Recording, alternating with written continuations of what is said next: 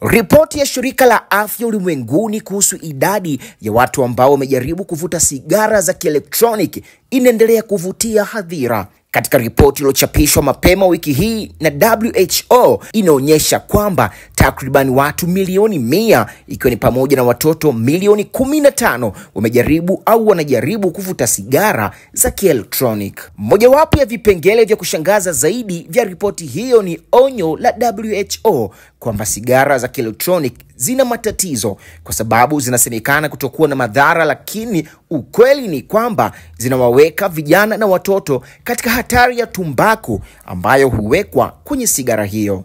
Dr. Tedros Adhanom, mkurugenzi mkuu wa shirika la afya duniani, amewashtumu watengenezaji wa tumbaku kwa kujaribu kuwashawishi vijana kuvuta sigara kwa kuifanya kuwa ya kisasa.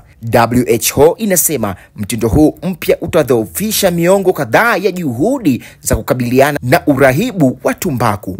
Mamlaka za afya katika ngazi mbalimbali zimeonya kwa muda mrefu dhidi ya kuvuta sigara na kusisitiza hatari kwa afya na uadilifu wa kimwili, lakini wengi wanaamini kuwa sigara ya kisasa, yani ya kielektroniki, haina madhara ikilinganishwa na sigara za kawaida. Lakini pia Dr. Awal alisema kuwa kiasi cha tumbaku katika sigara ya kielektroniki ni cha juu zaidi kuliko sigara ya kawaida, ndiyo maana alisema ina madhara zaidi kwenye ubongo kuliko sigara ya kawaida. Daktari wa magonjwa ya akili alisema kuwa mvuke una madhara kadhaa kwa afya ya watumiaji wake, ikiwa ni pamoja na saratani, msukumo, kuhusisha watoto na vijana, kuharibika kwa mimba au kuzaliwa kwa mtoto mwenye matatizo, uharibifu wa kumbukumbu ya watoto, kufungua lango la ulevi na vingine vingi. Hii ni sauti ya Rami Ramsey kutoka Ngasa TV.